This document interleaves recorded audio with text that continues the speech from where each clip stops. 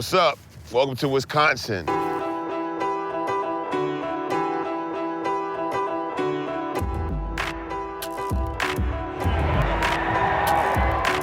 We are in Janesville right now.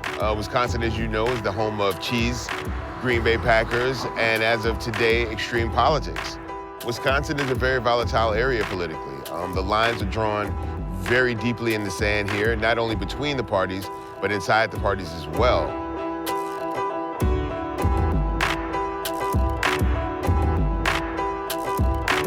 Welcome back to the campaign trail. Fuck with your boy.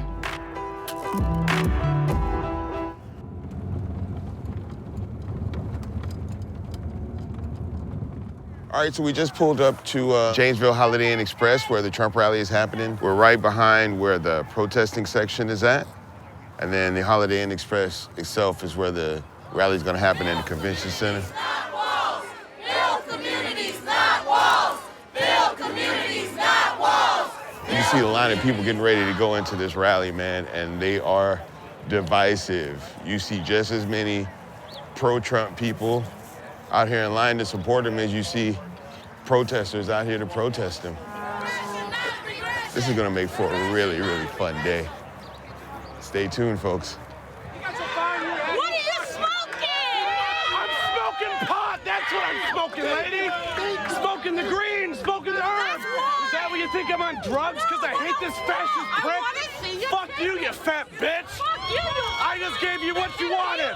I just gave you all what you wanted. It's a fucking circus, everybody. Look. Yeah, Look. Look at the monkey. Look at the monkey. I did that on purpose. It's all a fucking show here. I think our current president is a little weak-kneed, and I think when Trump comes in, he's going to be a little bit hard on the terrorists and hard on the people that are causing us harm.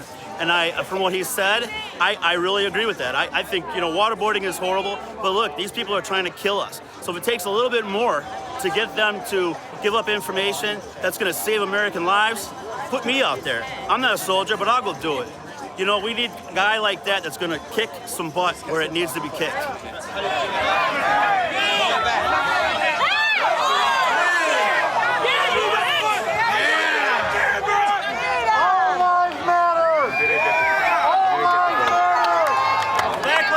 People. Hey, stop being a criminal, and you don't have to worry about it. Don't use any violence or commit any crimes, and the cops won't even show up to shoot you. Okay? Regression, not regression. Regression, not regression. So if you look and notice, from the exit on the freeway all the way around the perimeter of this hotel, they've lined up these snow trucks and dump trucks here. This is so nobody can make any attempt to come into the back of this building from this exit. All of this to protect Donald Trump.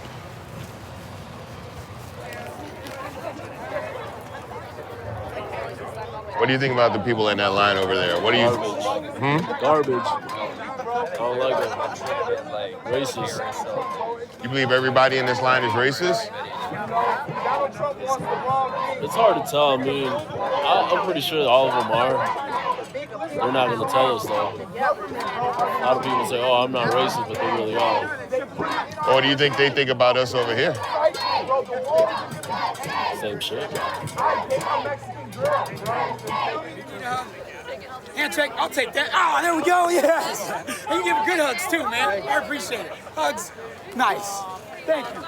Yes. Look at us. We all coming together, black, white, Mexican, all of that coming together for a good cause. So I feel like we need to point that out, if anything. Is this something that you see a lot of in Wisconsin? No, not even in this town. We all are divided, and it's sad. We are so divided. So to see us all come here like this, to support one another for what our future, you know what I'm saying? Because this is where it is, our young kids. You know what I'm saying? They the next president, vice president, senators. How you doing, man? Okay, what's your name? Justin. Justin, how you doing? Justin, you got some interesting conversations over on the game today. Tell me about why you're on this side of the fence as opposed to the other side. Well, I guess I care about this country, I really do, and I think that the way that our political system is working right now is that we need an outsider. We need somebody who's willing to go in there, and I wouldn't say tell it like it is, but at least put forth some sort of an economic plan to try to get people back to work, whether it be placing tariffs on China or doing everything possible to bring, like here in Janesville, bring the GM plant back. I mean, obviously it's not going to happen, but I want somebody who puts forward a vision that, doesn't revolve around more government, more big government, more authoritarianism. And I don't think that any of these people out here really understand what they're supporting, and it's very, very troubling to me. Now, it seems like a lot of your views are more economical. How do you feel about Donald Trump's foreign policy? Our foreign policy, our national security, our border security, I would argue, is the most important issue that we face in this election. So he wants to, one, go into Raqqa, which is ISIS's main base in the Middle East. I mean, you have their entire territory full of terrorists, and our president refuses to do anything to stop them from gaining funds, from selling their oil. So once they go into Raqqa, what's the plan?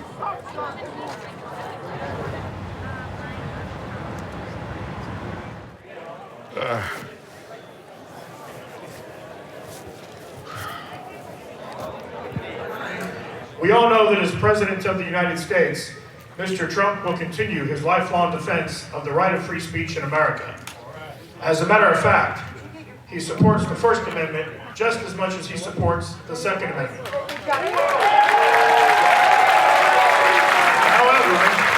However, some people have taken advantage of Mr. Trump's hospitality by choosing to disrupt his rallies by using them as an opportunity to promote their own political messages. While they certainly have the right to free speech, this is a private event paid for by Mr. Trump. We have provided a safe protest area outside the venue for all protesters. If a protester starts demonstrating in the area around you, please do not touch or harm the protester. This is a peaceful event. In order to notify the law enforcement officers of the location of the protester, please hold a rally sign over your head and start chanting, "Trump, Trump, Trump."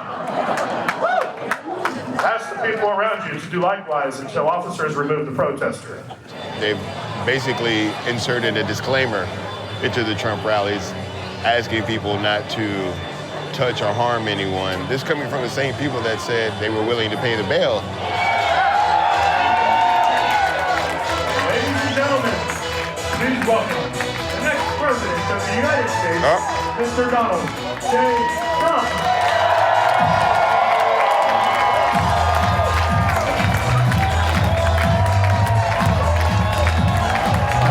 We have over 5,000 people cannot get in. There are no 5,000 Now, does anybody 5,000 want people to didn't even leave show and up give today. your place to somebody He's so else? loose with numbers. He's so fucking loose with numbers as I well. had a feeling, I'll tell you something so important. There is something happening. It's like a movement. It's incredible. It's a movement. And we're part of the movement. It's not me. I'm a magazine. It's on the cover of every newspaper. It's something that has maybe never happened in this age. It's a phenomena. Sometimes they say, I'm a phenomena. I'm not. The message is what we want. I want to go in there. I want to knock the hell out of ISIS. I don't want to tell all. I really mean this. I don't want to tell everybody in this room, and look at all the cameras that are going now. I don't want to tell the world what I'm going to do. Because they're watching. Just let me do it, folks. I will do it. You will be so happy. You don't have to know the details, okay? Get out there and vote. Thank you. Wait, I want to go back. I just want to be here. Okay, go ahead. Try to get his autograph, but I don't know. You might be too far. Yes, I just need this all over me. I just feel so dirty. All right. Excuse me, guys. Yeah. So how do you three know each other? From other rallies. Really? This was my 29th today. 29. So you met these gentlemen at other rallies, right? A number of rallies, Travis and my friend here. Do you have a personal relationship with Trump, or are you just a very strong supporter? I'm a very strong supporter, and he so graciously recognizes my steadfast devotion to his campaign to make America great again. What is it that you see in Donald Trump that makes you not only want to support him as far as voting, but actually taking your time, your personal money to travel around the country to follow and support him? You know, it made me excited about the fact that we can get our country going again. There's so many things that we've been struggling as a country about. The divisiveness between the races and everybody else. I want to reach across to people. It don't matter we're all Americans. Right. And I really believe Trump will do that. I mean, if you're at a rally and stuff, he finishes every rally with these words: I love you, and I love my country, I love the United States, and I love you. I love you. It says I love you to us many times. You know, he talks from his heart.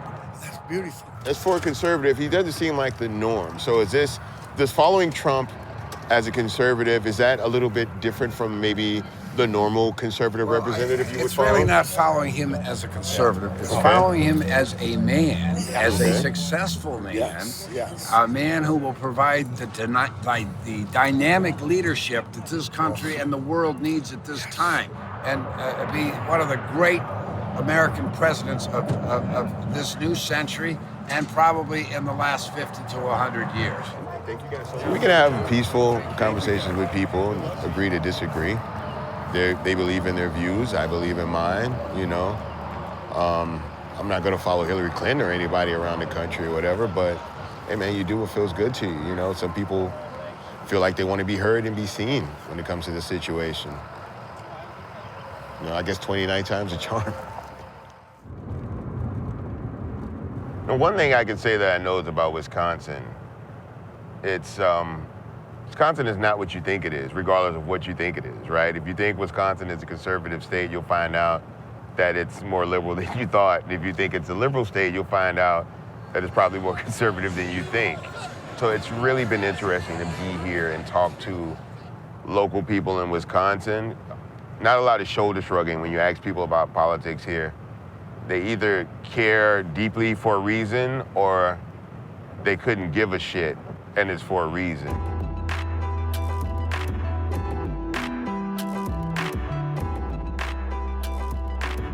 My name is Reverend Jim. I'm the one-legged preacher, and you can find me online called Reverend Jim, theleoneleggedpreacher.com. God damn it. Reverend Jim? There? Yeah, let's go. Let's go outside. Fuck yeah. Jim, tell me why you thought it would be a good idea to get free lap dances to guys with Trump tickets. Well, because if you're a Hillary fan or a Bernie fan, they're giving everything else away, so we might as well give some lap dances away, correct? Correct. We're $17 trillion in the hole. A lap dance only cost me $25. I'm trying to do my part to be part of America. I was just going to say, is this your way of helping make America great again? It is. You know what? I'm trying to pop up as many delegates as I can around here. Get it? Pop up. Pop. Reverend Jim, you're a motherfucker, man. I got to tell you, I like you, man. This may be the single Trump party that I will be happy to attend.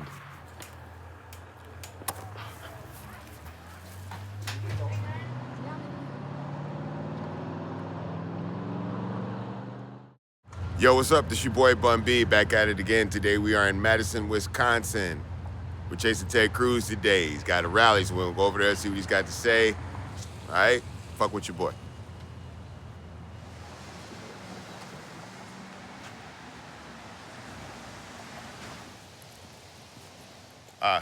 It must be the building with the Ted Cruz sign on the door. It's a dead giveaway. Hello, hey, guys. How you guys doing? Good.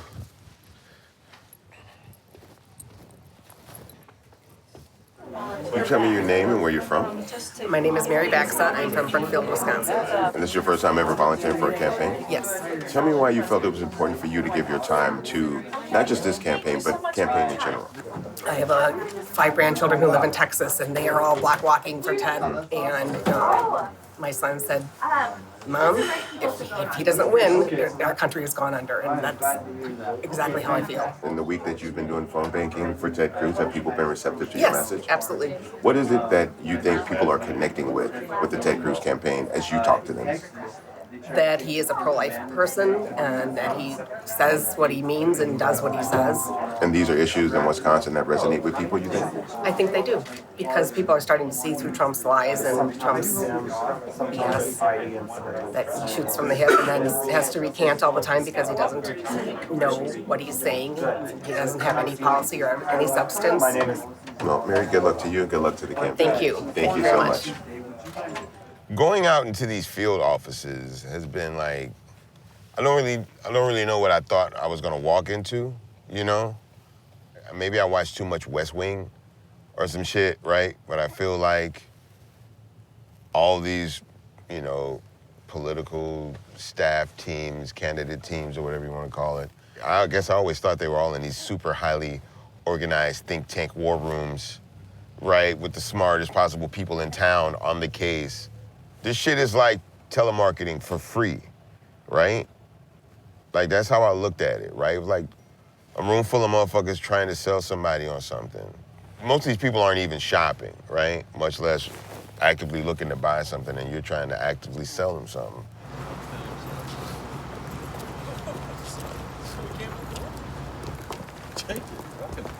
That's right, dog.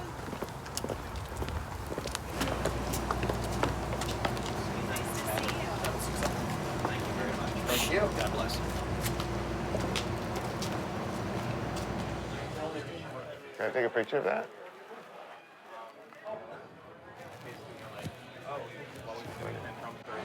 One of the most notable differences about the Cruz campaign is the security, man. There's no real security issues outside. No metal detectors, people getting wanded, going through all your bags and stuff like that. It's not really needed, right? Ted Cruz doesn't necessarily bring out those kind of assholes, right? Or bring out the people that feel the need to protest people like him, right? Trust me, it's not like everybody in town agrees with Ted Cruz. They just got bigger fish to fry in Wisconsin right now. I like a fish fry, though. Help me welcome, please, Ted Cruz.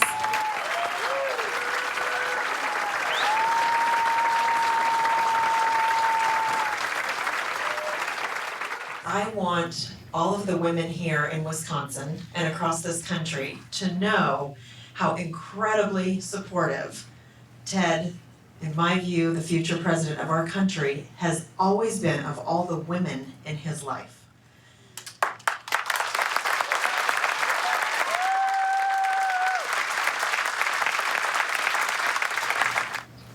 I have to say I'm inspired. I really hope that our daughters, Caroline and Catherine, were listening to this program today. I hope that little girls all across Wisconsin and all across the country were listening to this program today. Because I think what we saw for just a brief glimpse, just a brief moment, is the incredible potential that every little girl and every little boy has.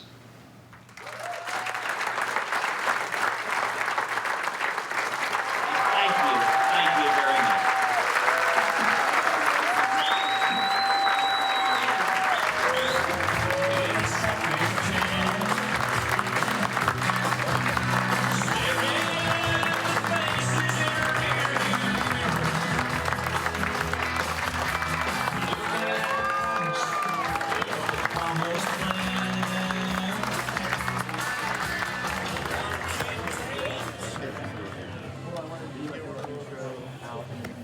Thank you.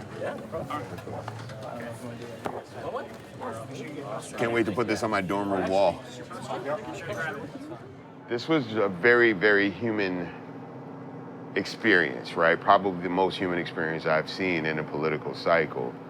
Politics doesn't really leave a lot of room for people to actually show humanity. There's lots of room for people to talk about humanity, but very little room and opportunities for people to show humanity. I think we saw a little bit of that today. It was kind of refreshing. But then they went back to talking shit about other people again at some point, which is what politics basically is.